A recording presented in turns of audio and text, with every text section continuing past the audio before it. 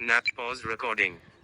ମୁଁ ସୁଶୀଲ ଆସନ୍ତୁ ଶୁଣିବା ଏକ ଗଳ୍ପର ଶୀର୍ଷକ ପହିଲି ରଜ। ଅନେକ ବର୍ଷ ପରେ ବିବେକ ଗାଁକୁ ଫେରୁଛି। ବିବେକ ଆଜି ଖୁବ୍ ଖୁସି। ସେ ଗାଁରେ ରଜ ପାଳିବ। ସାଙ୍ଗସାଥି ମେଳରେ ଏହି ରଜ 3 ଦିନ ମନ ଭରି ଉପଭୋଗ କରିବ। ବିବେକ ମେଧାବୀ ଏବଂ ଉଚ୍ଚଶିକ୍ଷିତ ପିଲାଟିଏ। ଗାଁରେ ରହିଲେ କାଳେ ବେକାର ହୋଇଯିବ ବୋଲି ବାପା ତାକୁ ସହରକୁ ପଢ଼ିବାକୁ ପଠାଇ ଦେଇଥିଲେ। କିନ୍ତୁ ଏତେ ବର୍ଷ ସହରରେ ରହିଲା ପରେ ବି ବିବେକ ସହରୀ ସଭ୍ୟତାକୁ ଆପଣେଇ ପାରିନି।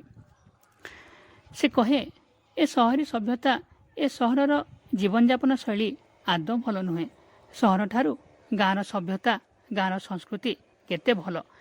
ଗାଁରେ ଯେଉଁ ଆପଣାପଣ, ସ୍ନେହ, ଶ୍ରଦ୍ଧା ଏବଂ ଭଲ ପାଇବା ମିଳେ, ତାହା ସହରରେ ଦୁଷ୍ପ୍ରାପ୍ୟ। ବିବେକର ମନେ ପଡ଼ିଯାଉଛି ପିଲାଦିନେ ଗାଁରେ ବିତେଇଥିବା ତା'ର ସବୁ ସମୟ। ଆଜି ବି ଭାସି ଉଠୁଛି ତା ମନରେ ପିଲାଦିନର ତା'ର ସବୁ ସ୍ମୃତି। ସେ ସବୁକୁ ସେ ଆଜି ରୋମନ୍ଥନ କରୁଛି। ବସ୍ରେ ବସିଛି, ଆଉ ବିବେକ ମନେ ପକାଉଛି ପିଲାଦିନର ତା'ର ରଜ ପାଳିବାର କଥା। ରଜ ଆସିଲେ ବିବେକ କେତେ ଖୁସି ହେଉଥିଲା ସତେ।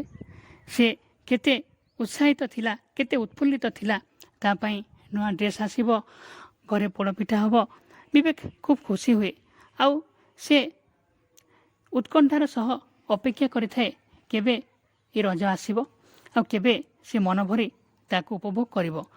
ପୁଣି ସେ ମନେ ପକାଉଛି ପିଲାଦିନେ ସେ କେମିତି ତା ଭଉଣୀ ପାଇଁ ଗାଁ ମୁଣ୍ଡର ବରଗଛରେ ଗୋଟିଏ ଦୋଳି ବାନ୍ଧି ଦେଉଥିଲା।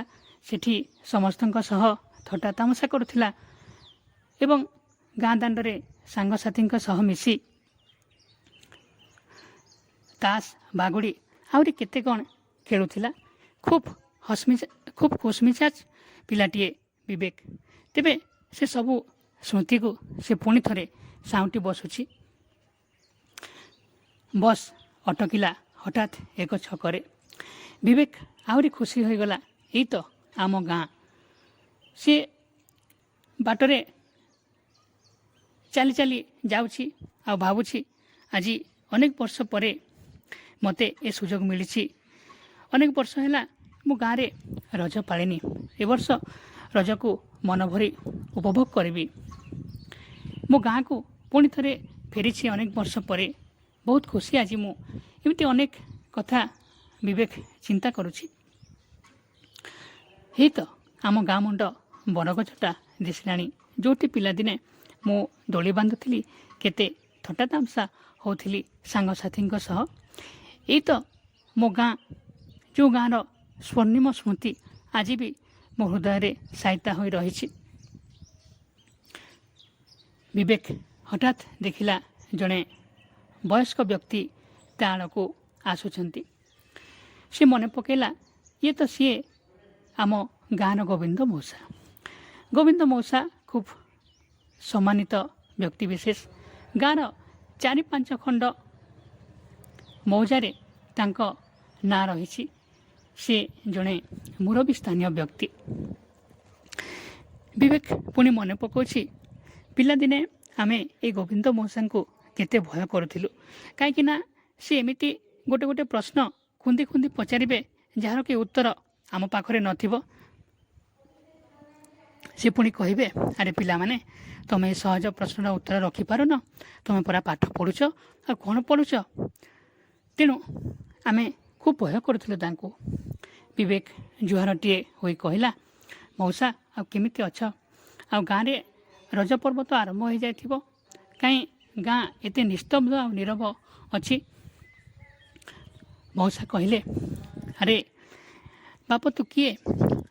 ବିବେକ କହିଲା, ମଉସା, ମୋତେ ଜାଣିପାରୁନ? ମୁଁ ବିରଞ୍ଚି ବାବୁଙ୍କ ପୁଅ। ଓ, ତୁ ବିବେକ, ଆସିଲୁ, ଭଲ କଲୁ। ଆଉ ଗାଁରେ ଏଇ ନୀରବତା ଏଇ କେଇ ବର୍ଷ ହେଲା ଲାଗି ରହିଛି। ଆଗ ଭଳି ରଜରେ ଆଉ ଗହଳ ଚହଳ ହେଉନାହିଁ, କି କେହି ପୋଡ଼ପିଠା କି ପାନ ବି ଖାଉନାହାନ୍ତି। ରଜ ଖୁବ୍ ଫିକା ହୋଇଯାଇଛି ଆମ ଗାଁରେ। एते आउ रज को कहीं मन पकाउना कि ये पर्व को पालन भी करूना पालन बा करेंगे कहीं गाँव में तो आग भली आ परिवेश नहीं आग भली आउ परस्पर प्रति स्नेह श्रद्धा नहीं भल पाइबा नहीं सम्मान नहीं आजिकाली समस्ते निजर गर्व एवं अहंकार को नहीं बंचुंट आपे बंचिले बापर ना नीति रे समस्ते आजिकाली रोचंती केही काहाकू भल पाउना केही काहाकू आड़ आखिरे चाहूना और रजबा पालन हम केमिति तापरे यही जो आधुनिकता जो उग्र आधुनिकता गाँव में जो भली तार प्रशाखा मेले बसी आउ केही भी आम पुरातन प्राचीन ऐतिह्य बा संस्कृति को मन रखुना समस्ते ए पाश्चात्य संस्कृति को अनुकरण करे आम संस्कृति को भूली जाउछंती आउ बनरे गज माने डाकु नाहंती कि रज पई केही भी सजबाज हो नाहंती।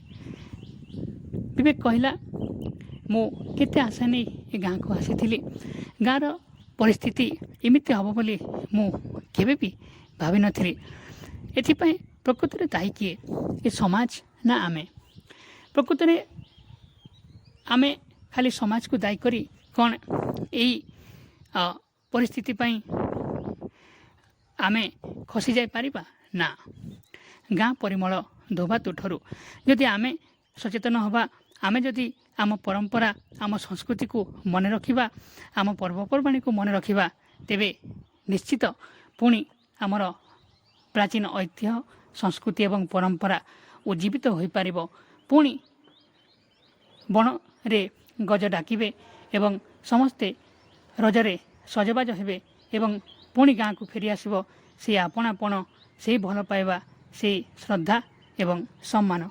धन्यवाद।